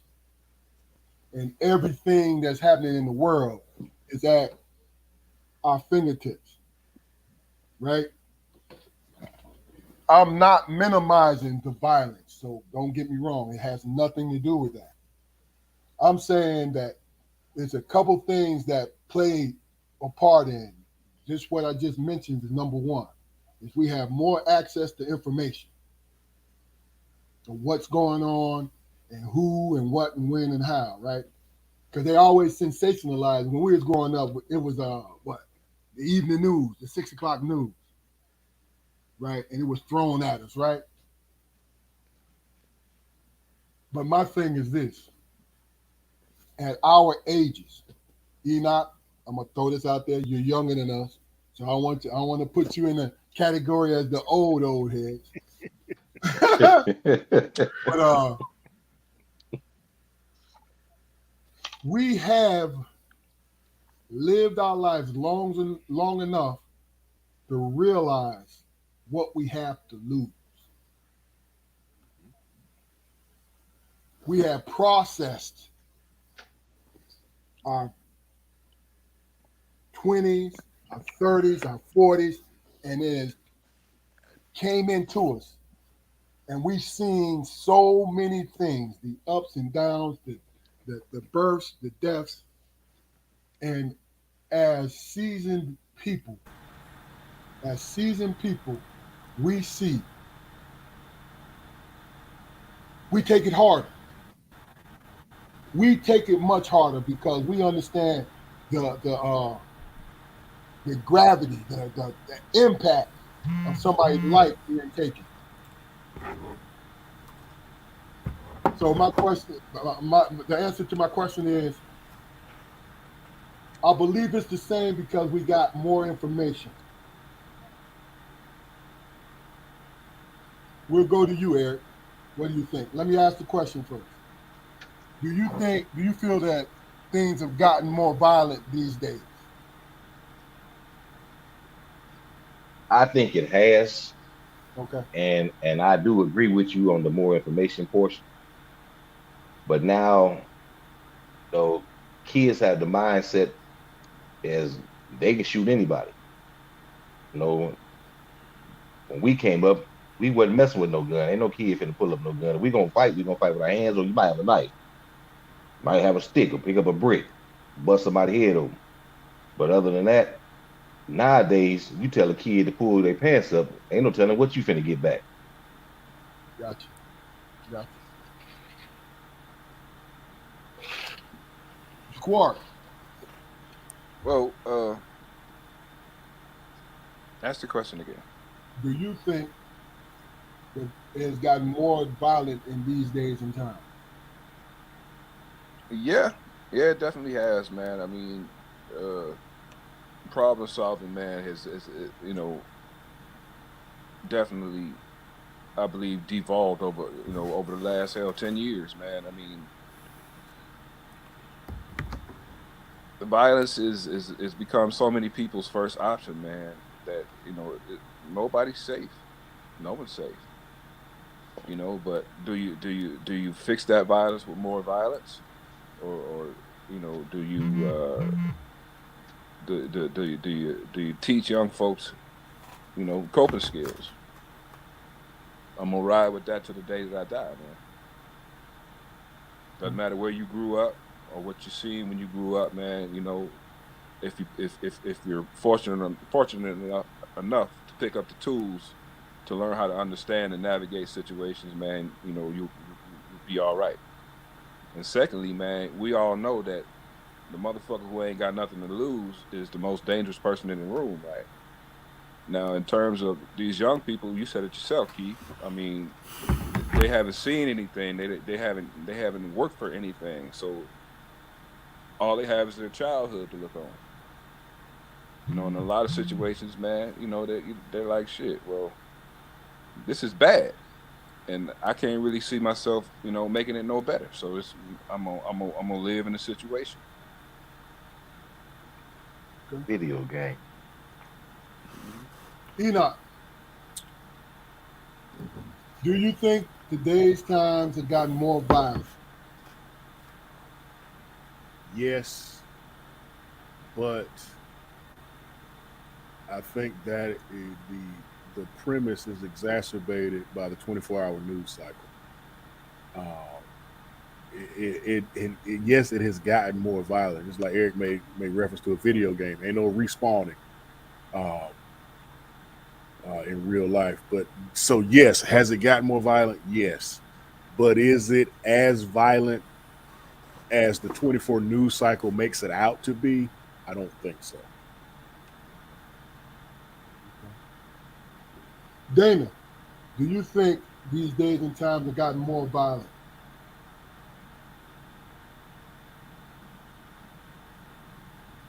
Who you talking to? Damon, No, it hasn't. It's been less. Statistically, it's been less. Because you have an awareness, you think that it has, based on your own insecurities. That's being real with yourself, man. That's what it is. It's never about, man, what's happening in the world, bro. It's about your awareness and what makes you uncomfortable. And you make decisions and you do what you have to do based on that experience, bro. But no, it's less violent. But because you have an awareness of it, you feel in your experience that it's more. That's the reality of it, man. That's what it is. Now, that said, us who knows better, who's trying to do better, what we have to do is try to get other people that's younger than us to understand that you have to see beyond what the hell they doing. What the hell they doing? You have to see beyond that because it's all about what you can sensationalize, man. And as an individual, as an individual person, that seems more than what you can handle, man. But if you take the time to slow things down and say, "Hey, man, this is reality, and this has been happening since the fucking 50s. This is what it is." But they tell you through false information that you are the worst thing that ever happened on this planet. You're not. What you are, as an African American human being, you are the person who make things function and work. That's what you are. And it's unfortunate that we are being made to convince that that's not where we are. We do everything. We decide all aspects of civilization. That's what we do as black people. That's how it's always been. At some point in time, man, as individuals, man, we have to decide whether or not we want to accept that bullshit or we're going to change it based on how we feel as individual personal beings, man. We have to decide. Okay, I can't change the world, but I can be who I am, and they can recognize that shit, and there comes about change. okay. That's what it is. We can't do anything else other than that, man. Okay, so with that being said, and we'll come back to you, Damon, and answer this real quick. If there was anything to change, if you could think of anything to change the violence that we see, what are a couple things that you think we could do? You know what? In terms of that question that you asked, bro, man, I have to ask my kids, man, because they actually went through the experience. I didn't. You know what I'm saying? The only thing that they know that going through that experience is what I taught them and they trusted in. That's the only thing they know. But in terms of their personal experience, in terms of the violence and disrespect and all that shit, that's on them. They have to express it to me So I can understand but they have to express that to the world. Hey man, I'm a good person, man. I did the right thing. I did all this stuff, but the world treated me like shit. The So world have to ask. The world have to ask. What do you mean, man? Because you successful, that deal. How the world treat you like shit? They have to fucking sit back and ask the fucking question. Why? You was being made to feel that way. And that okay, has so nothing to do with her uncles, her grandparents, or anybody else. That's his or her own personal experience. And we okay, have to have the patience to listen and understand. And that's how so we move forward. so your answer to the question is that you would have to ask the young folks to actually see what their opinion about it is. My answer to the question is you have to ask the young folks that's who are connected to you, because those folks who's in the diaspora, whatever, they're gonna tell you some bullshit that you might not understand. But your nieces and nephews are gonna tell you personal shit that might make a difference to you for you to understand. Okay, So, it's based on you deciding whether or not you believe in your offsprings and who comes after you. okay. You have Eric, to decide. You have to decide that shit, bro. Eric, You, if you could Okay.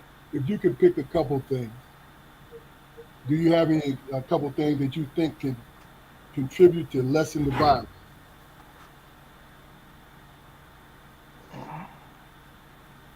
It's okay I if you don't, but well, I think we're gonna have to be parents. You got to be there in these children's lives, in kids' lives. Evidently, they getting taught violence. You know, okay, violence just don't just come to you naturally. I mean, self defense comes naturally.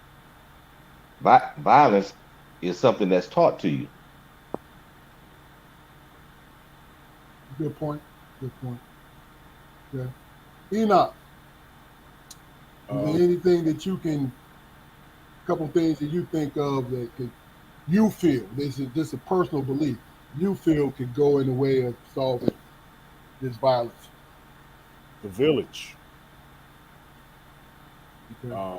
You think about how, and even me, how I was raised. There were not necessarily in my neighborhood, but fairly close to me. There was a village of people who looked out. There was a village of people who had my best interest at heart.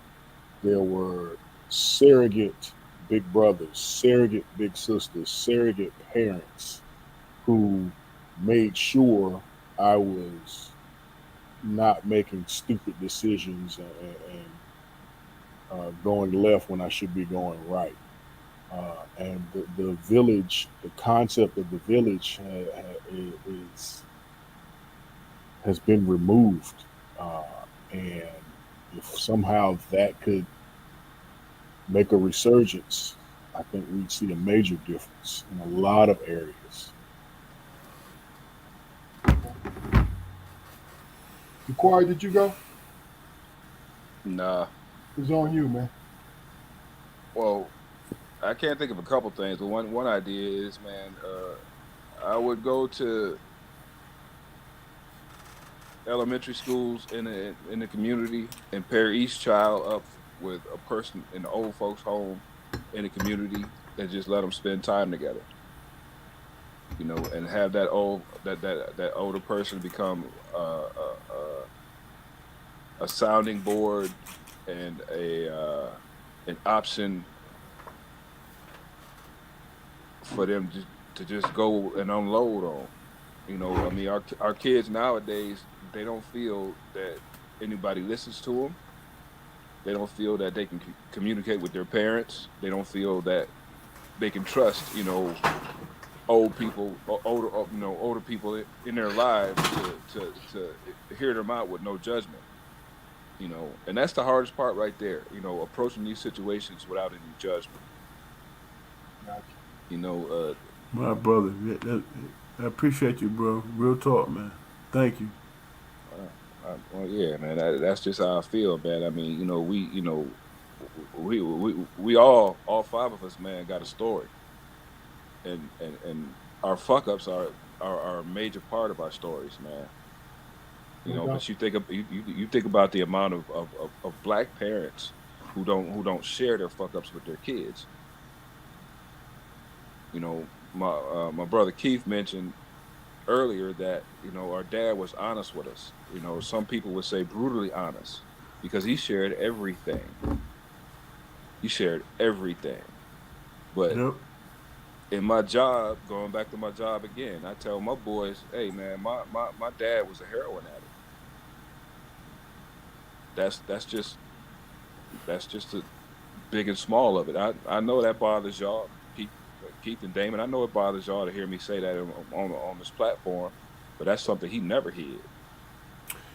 No, he was always honest about He that. was always honest about that. And I look at myself and I say, if my daddy was honest enough to share something as heavy as that with me and my brothers, who am I to hide my flaws from young folks who I'm trying to influence in a positive manner? But he wasn't that man 20 years at the end of their life. He wasn't that. I understand that. I understand that. I understand that. I'm not saying. I'm 20 not saying. years. Never. He was a sober motherfucker, man. Straight Yeah. up. I'm 20 not saying. years plus. Yeah. Yeah. I'm not saying that he was out there when I was in my formative years. I'm not saying that at all.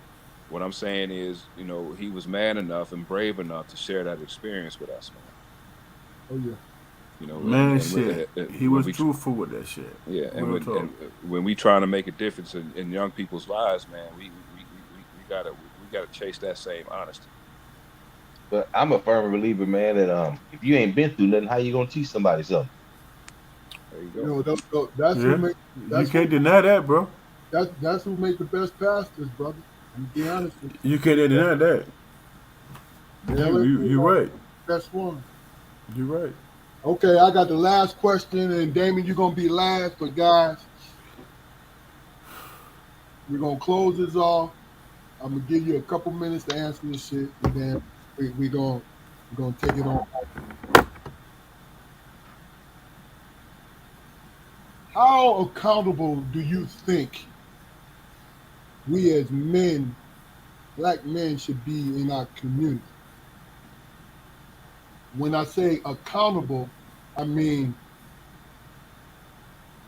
what what part should we play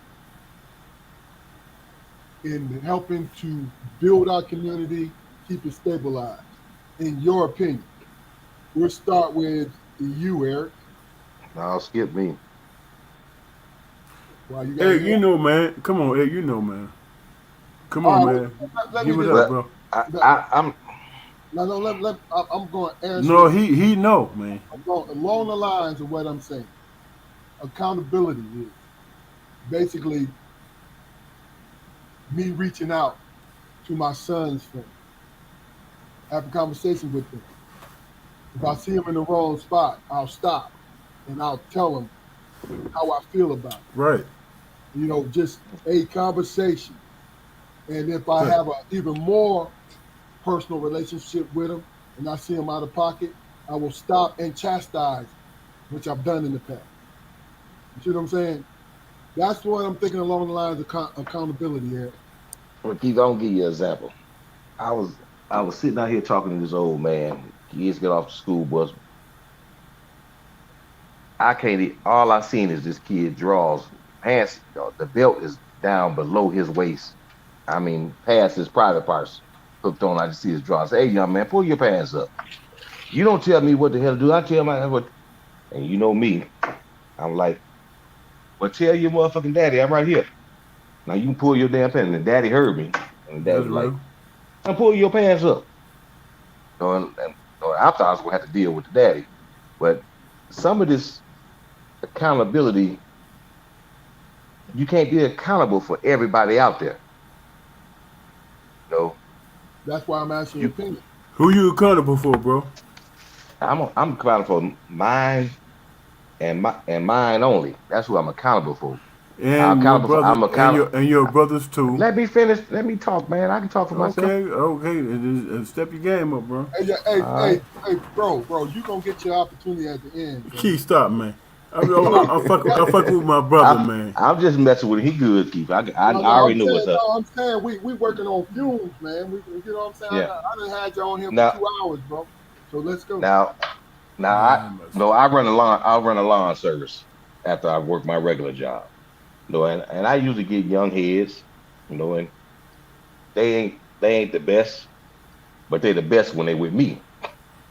Mhm. No, they ain't gonna be tripping. They ain't gonna be wilding out and everything else when they with me because I give them the look, my positiveness.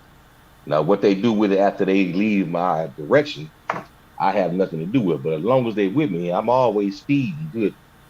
You know, we are brothers keepers all the time. But you can't keep who don't want to be kept. Got you. Makes sense. A good point. And then, like I said, I'm asking your opinion more than anything. Ain't no right or wrong to this thing. Enoch. Like Eric said, ultimately, the accountability, your accountability lies with you and yours, ultimately. But like I said earlier, if we adopted a village mentality again, then like you were saying, There's Keith, that. if you see your son's friends kind of out of pocket and hey boy, come here, let me rap you. There has to be more of that. So are we being accountable for them? No, we're not being accountable for them. But what we are doing is hopefully intervening before some situation goes awry. Got you. I got you.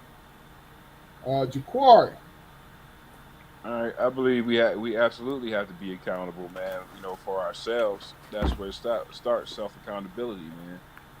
I think the disconnect comes uh, when we try to articulate that to young folks. You know what I mean? We don't always word it the right way. Yeah. So I myself personally, man, I'm all about setting the example. You know,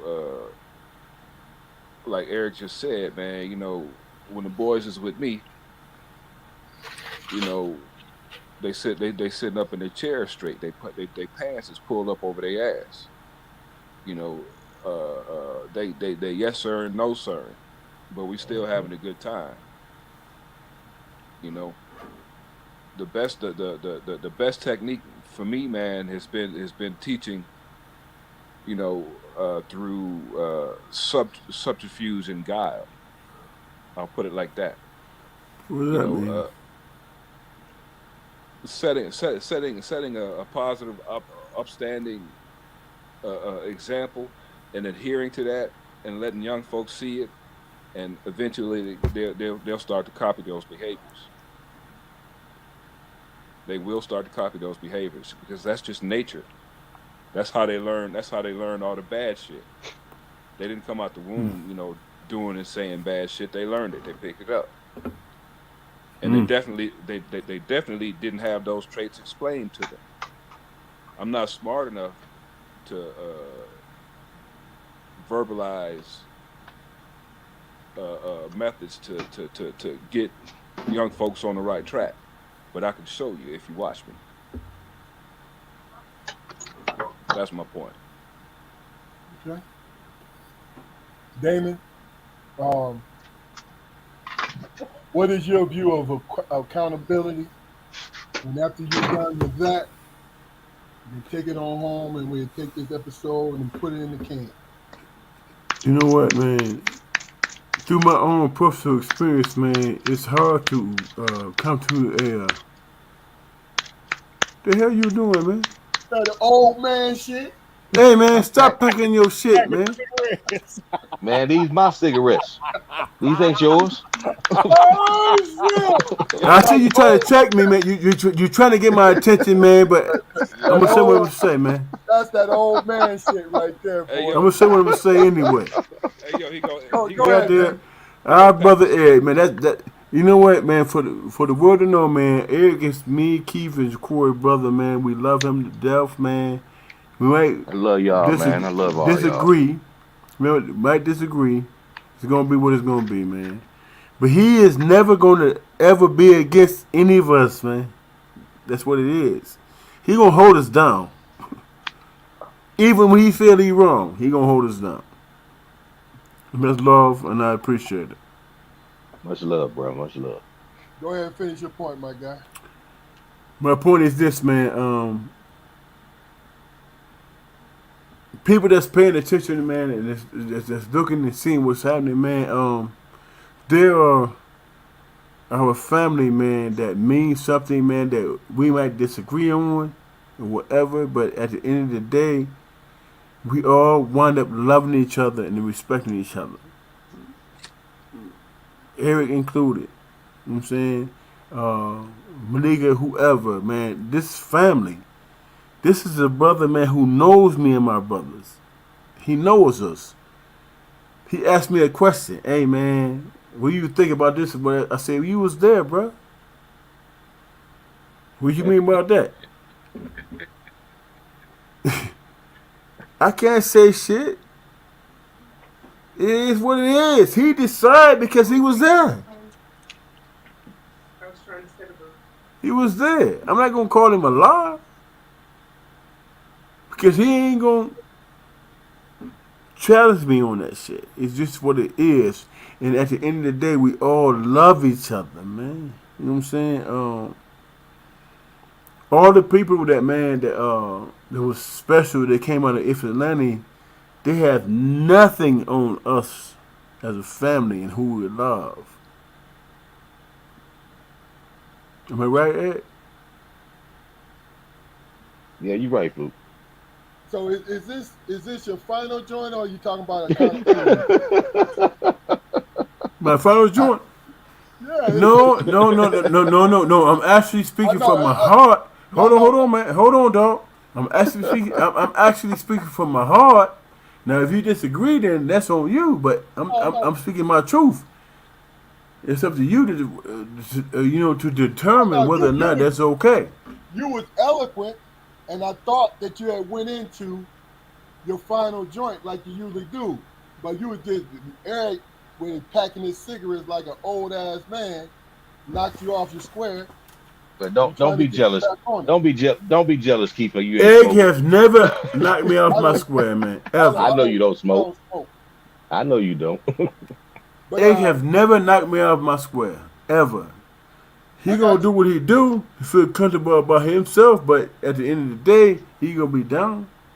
It's gonna be what it is. All right, Damon, take us on home, bro. Going home, man. Here it is, man. At the end of the day, man. I talked to my son, man. He was confused about some shit, man. In terms of his life and how he trying to move it forward and all that stuff. And I couldn't say anything because I selfishly, man, was talking about my own personal shit and how to make it. He is beyond me. He knows how to make it, how to differentiate. He knows how to do that shit. What he's confused about, man, is how to have a connection between his father and me. His father and him. He's confused with that, man, because at the end of the day, man, we all can talk about what it is that we feel on the personal level, but at the end of the day, man, our sons, man, my nephew, your son, Eric, this dude is in law enforcement. He that. He that for a reason, bro. And I respect that about him, and I love him for that. I literally love him for that. Even though I don't understand because I don't know him, but when I get to know him, I think he would explain it to me. This is who I am. Me, all three of us can't lie to each other, bro. We can't. It's just what it is. Based on how we feel about each other, even though we don't agree. It's just what it is. And at the end of the day, man, people have to live with that shit, man, and deal with it. We can agree to disagree, but we still gonna be brothers. Man, I love my sister-in-law, man, when it comes to you. I love her, man, because she kept you on point, dog. You know what I'm saying? And I can't even argue with her about that. You where she kept you to make me comfortable with you. You understand what I'm saying? Well, without even knowing me. So you don't disappoint me, man, when you talk to me. You know what I'm saying? You don't disappoint me, man, at all, man, because you can speak about me. You know me personally. And how do we hide that shit, man? How do we protect that? I can't protect. Do you remember what I said? I said, Eric, man, you was there. Remember I told you that? Yep, but I remember all that, Fluke. But right now we gonna close. We doing a closeout, bro. So let's do that. My nigga, I hear you. I hear you. It's hard to be personal, man, but you are a personal brother, man. So at some point we had to address that shit, bro, and accept it. We can address it. We can talk all after the show. We'll be good. All right. I respect that. I'm good. I'm just more personal than y'all motherfuckers. And you drunk as a motherfucker. You definitely more drunk than he is. Yeah. Am I? Hold on. Ask me a question, man. Ask me a question. I gotta play catch up. No, Eric, you gonna ask the relevant questions. But my brothers, here's the thing, man. Hear it out. I'm gonna leave it like this. Eric, you gonna ask the relevant questions in terms of drunk and all that bullshit. But my brothers, that. Listen to what I'm saying. Are my brothers gonna ask the same question?